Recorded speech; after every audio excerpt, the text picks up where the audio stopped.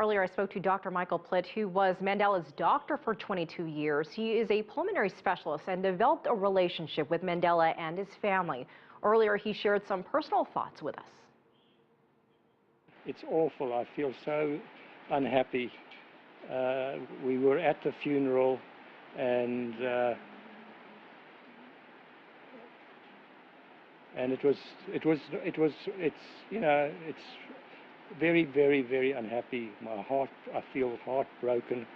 He was such a remarkable man, and more than just an individual that I had a conversation with, he was a good friend of mine and a good friend of my family. So it's very depressing in a way. I know that you saw him last about a year ago, and he had been in declining health. So was any of this really a surprise? Can you talk about your last visit with him? Yes, it was a surprise.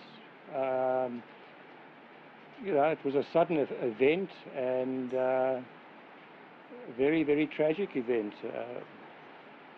So yes, it was unhappy. It was sad, a very sad moment when I heard about his death. And being there in Johannesburg, can you just describe what you've been seeing and hearing and what it's been like there in the last few days? Well, there's nothing really in the last few days.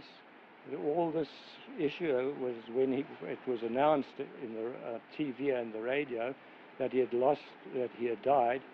And it was just very sad. My wife and I knew him and the family and his children extremely well. And you can imagine that the passing not only a very, very important man, but a man who was very close to us. So for us, it was great sadness. Is there something that you saw that maybe other people didn't see? You knew him personally, but how different was he on a personal level than what many of us saw him on television?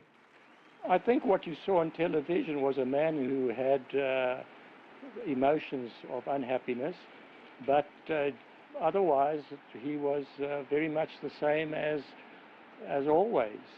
All right, Dr. Michael Plit, thank you so much for joining us from Johannesburg.